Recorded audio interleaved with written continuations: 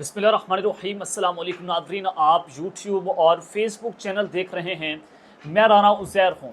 ناظرین یا اللہ رحم، اس وقت حالات سب کے ہاتھ سے نکل چکے ہیں اور پورا ملک اس وقت جل کر راکھ ہو چکا ہے، اور یہ بڑی خطرناک ترین ڈیولپمنٹ ہے کہ پاکستان کی عوام اس وقت خطرناک ترین دراہے پر کھڑی ہوئی ہے کہ حالات کہاں پر جا کھڑے ہیں۔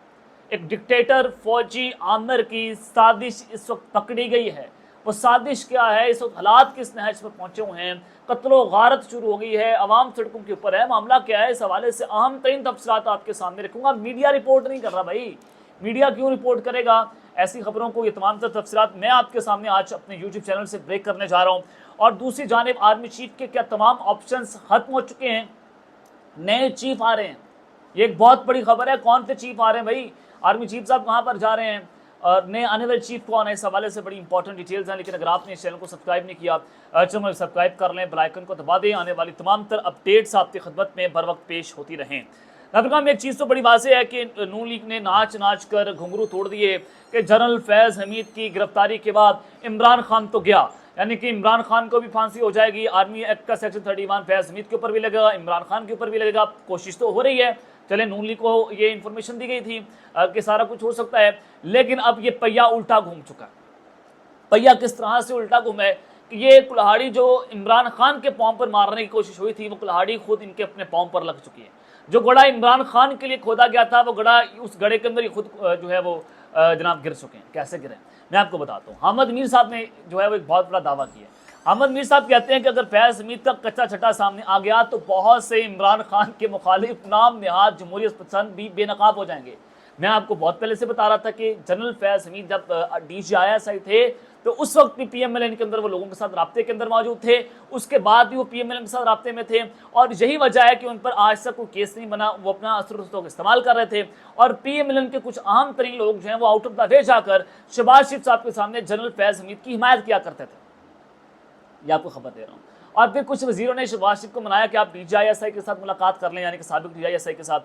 وہ پھر ملاقات نہیں ہو پائی کیونکہ وہ ظاہر ہے بڑے گھر کو ناراض نہیں کرنا چاہتے تھے، اور جنرل عاصم علی صاحب جو ہیں وہ پاکستان کے آرمی چیف ہیں، اور پھر شہباز شریف صاحب جو ہیں وہ کبھی بھی پیمپر بھی اپنا تبدیل نہیں کرتے جو ہے وہ ان کی اجازت کے بغیر۔ یہ آپ کو ہی پتہ ہے۔ وہ واش روم نہیں جاتے، وہ کال کر کے پوچھتے ہیں کہ جنرل صاحب میں چلا جاؤں واش روم، مجھے تھوڑا آج زیادہ پریشر آ رہا ہے، تو پھر وہ جاتے ہیں۔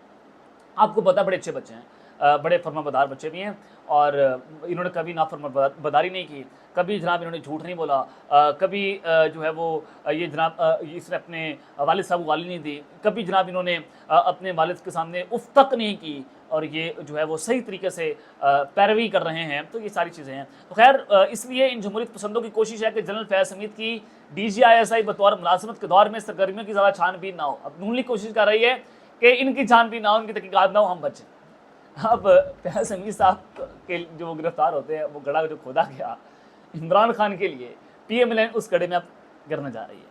یاد رکھیے گا کہ احتساب تو پورا کرنا پڑے گا۔ حامد میر صاحب جناب یہ دعویٰ کر رہے ہیں، تو اندازہ کریں کہ اگر حامد میر صاحب یہ بات کر رہے ہیں تو اٹ مینس کہ بڑے کریڈیبل جرنلسٹ ہیں حامد میر صاحب، پوری پاکستانی قوم پوری دنیا ان کو سنتی ہے۔ تو آپ اختلاف کر سکتے ہیں میر صاحب کے ساتھ، لیکن ہمارے سینئر ہیں، ہم بڑا ان کا احترام کرتے ہیں، تو جس طرح سے خبر لے کر آتے ہیں، جیسے بات کرتے ہیں، تو پاکستان کی تاریخ ہے کہ حامد میر صاحب سے بڑا جرنلسٹ پاکستان کے اندر نہیں آیا۔ اور اس سے بڑے ارشد شریف صاحب تھے، وہ شہادت کا رتبہ ان کو ملا، شہید ہو گئے، اپنے ملک کی خاطر شہید ہوئے، اور پھر جس طرح سے وہ حق اور سچ کے لیے کھڑے ہو گئے تھے، اپنی جان کی قربانی انہوں نے دے دی، لیکن ضمیر کا سودا نہیں کیا۔ چلے خیر آگے بڑھتے ہیں۔ ایک بڑی عام خبر ہے، میں آپ کو دینا چاہتا ہوں۔ بلوچستان کے اندر اس وقت صورتحال بہت خراب ہے بھائی، صورتحال اتنی خراب ہے آپ اندازہ نہیں لگا سکتے۔ میڈیا بات نہیں کر رہا، میڈیا کیوں نہیں بات کر رہا اس کے اوپر کہ بلوچستان پاکستان کا ایک بہت بڑا صوبہ، پاکستان کی معیشت میں اس کی ریڑھ کی ہڈی کہہ لیں، پاکستان کی معیشت میں اہم ترین کردار ادا کرنے والا صوبہ کہہ لیں۔ آپ اس بلوچستان کے اندر آپ اندازہ کریں کہ آگ پھیلی ہوئی ہے، لوگوں کو قتل کیا جا رہا ہے، گاڑیوں سے اتار کر قتل کیا جا رہا ہے، اس قدر حالات خراب ہے کہ سب کچھ ہاتھ سے نکلا ہوا ہے، اور ایک ڈکٹیٹر فوجی عامر کی وہاں پر ایک سازش پکڑی گئی ہے۔ وہ سازش کیا ہے؟ سب سے پہلے میں خبریں آپ کے سامنے رکھ دیتا ہوں، پھر یہ معاملہ کیا ہوا، کیوں ہوا، یہ سارا کچھ آپ کے سامنے رکھتا ہوں۔ جناب الجزیرہ کیا رپورٹ کرتا ہے؟ الجزیرہ کہتا ہے کہ more than 70 killed in multiple armed attacks in Pakistan, Balochistan.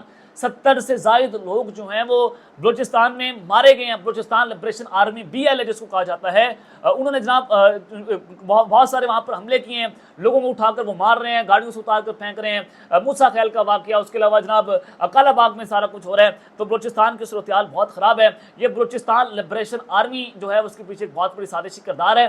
یہاں اب آپ اندازہ کریں, دیکھیں جب عمران خان اور اسٹیبلشمنٹ کی بات ہوتی ہے نا, میں خود عمران خان کے ساتھ کھڑا ہو جاتا ہوں, میں اس سے بات کرتا ہوں, مجھے پتا ہے میری قوم کہاں پر کھڑی ہے. عمران خان صاحب جو ہیں وہ بالکل ایک جنگ لڑ رہے ہیں, اپنی ملک اور قوم کی خاطر لڑ رہے ہیں, لیکن جب بات آتی ہے پاکستان کی قومی سلامتی کی, جب بات آئے گی ہمارے فوجی جوانوں کی, تو میں پاکستان کی فوج کے ساتھ کھڑا ہوں. جب وہ دہشت گردانہ ان پر حملے ہوں گے, وہ ان کا مقابلہ کریں گے, ان کے خلاف سازش ہوگی. عمران خان اور اسٹیبلشمنٹ کے خلاف تک تو میں ٹھیک ہوں کہ ہمارا یہ اندرونی معاملہ ہے, ہم ٹھیک کر لیں گے, اس کو اختلاف ہے اس کو بھی ہم ٹھیک کر لیں گے. لیکن جب ہماری فوج کے اوپر اس طرح کا گھٹیا طریقے سے حملہ کیا جائے گا, ہم اپنی فوج کے ساتھ کھڑے. آپ اس پروپیگنڈا میں نہ آئیں. دشمن چاہتا ہے کہ ہم اپنی فوج کے خلاف کھڑا ہو جائیں. ہم اختلاف کریں گے, ہم کریں گے, ہم سیاسی طور پر اختلاف کریں گے, ہم جناب قومی سلامتی کے اوپر کوئی جو ہے وہ اس طرح سے کمپرومائز نہیں کریں گے. اب الجزیرہ مزید کہتا ہے کہ according to military and police official 70 لوگ وہاں پر مارے گئے ہیں, اور جس میں 14 سولجرز ہیں, پولیس والے لوگ موجود ہیں, 21 ملیٹنٹ ہیں, اور وہ اس فائٹنگ کے دوران جو ہے وہ مارے گئے ہیں. یہ بڑے پیمانے پر وہاں پر حملے بھی کیے جا رہے ہیں, اور لسپیلا ڈسٹرکٹ ہے وہاں پر بھی یہ صورتحال بہت خراب ہے, وہیکلس کو ٹارگٹ کیا جا رہا ہے.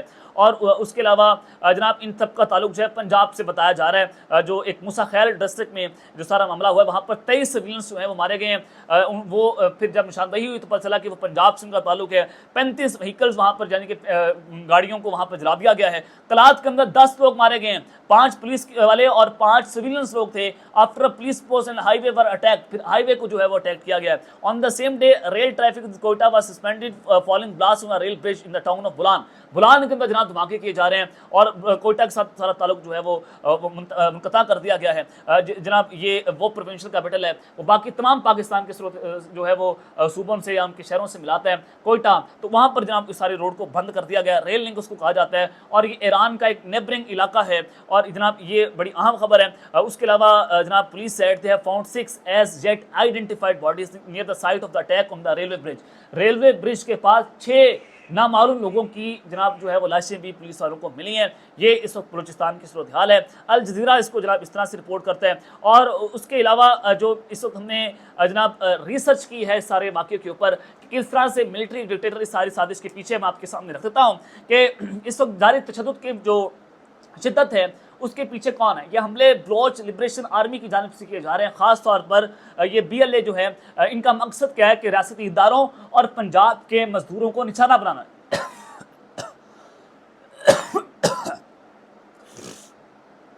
یعنی کہ جو آپ کو میں نے بتایا کہ ہماری فوج کے خلاف یہ بغاوت کر رہے ہیں یہ لوگ BLA کے لوگ, اور یہ پنجاب کے جو مزدور ہیں ان کو ٹارگٹ کر رہے ہیں. بلوچستان ایک وسیع دائرہ کم آبادی کا والا صوبہ ہے جو قدرتی وسائل سے مالا مال ہے. ریکوڈیک سونے کی کانیں وہاں پر ہیں, تیل سے مالا مال ہے. لیکن وہ معاملہ یہ ہے کہ بلوچ قوم پرستوں کا یہ دعویٰ ہے کہ ریاست پاکستان ان وسائل کا استحصال کر رہی ہے, جبکہ صوبہ خود پسماندگی اور غربت کا شکار ہے. یہی سیاسی محرومی ان گروپوں کو شدت پسند کارروائیوں پر اکساتا ہے. وہ جناب اس پر بات کرتے ہیں. بلوچستان میں ہونے والے حالیہ حملے اس بات کی نشاندہی کرتے ہیں کہ یہ گروپ ریاست کی طرف سے جاری ترقیاتی منصوبوں اور چینی سرمایہ کاروں کی بھی نشانہ بنا رہا ہے. اب جو حملے کیے جا رہے ہیں یہ CPEC, چائنا, ایران, ان سب کے ساتھ ہمارے تعلقات کو سبوتاج کرنے کی کوشش کر رہے ہیں. اس کے پیچھے کون ہے؟ ہماری جو غیر ملکی طاقتیں ہیں پاکستان کو ڈیسٹیبلائز کرنے کی کوشش کر رہی ہیں کہ آلریڈی پاکستان کے اندر انسٹیبلٹی ہے, تو اس کا فائدہ اٹھا کر بلوچستان جو ہے اس کو نشانہ بنایا جائے. اور یہ آج سے نہیں, یہ پاکستان کی تاریخ ہے کہ ہمیشہ دشمن نے, امریکہ نے اور دیگر ممالک نے, غیر ملکی طاقتوں نے بلوچستان کو ٹارگٹ پہ رکھا کہ بلوچستان اگر ترقی کر جاتا ہے, اگر بلوچستان کے ذخائر ہم استعمال کرتے ہیں تو پاکستان جو ہے وہ دنیا کا ایک پاورفل کنٹری بن سکتا ہے. لیکن بجائے اس کے کہ ہم اس کے وسائل کو استعمال کریں, دشمن ہمارے جو ہے وہ ہمارے خلاف اس طرح کی سازشیں کرتا ہے کہ وہاں پر نہ امن آنے دیتا ہے, نہ وہاں پر تعلیم آنے دیتا ہے, نہ وہاں پر لوگوں کو شعور آنے دیتا ہے. تو ظاہر ہے وہاں پر شدت پسند لوگوں کو وہاں پر انجیکٹ کر کے پاکستان کو, بلوچستان کے علاقے کو ڈیسٹیبلائز کرنے کی جو ہے وہ کوشش کی جاتی ہے. میں آپ کو ایک خبر بتاتا ہوں. اب جو حملے کیے جا رہے ہیں ان حملوں کے پیچھے کون ہے؟ ان حملوں کے پیچھے ایک عام وجہ جو ہے وہ جنرل پرویز مشرف صاحب ہیں. ایک ڈکٹیٹر ہے, وہ چونکہ مر گئے, زیادہ بات تو میں ان کے اوپر نہیں کروں گا, مر گئے, چلیں اللہ ان کو جنت میں جگہ عطا فرمائے. لیکن جنرل پرویز مشرف صاحب کے دور میں نواب اکبر بگٹی کی ہلاکت ہوئی تھی, آپ کو بھی پتہ.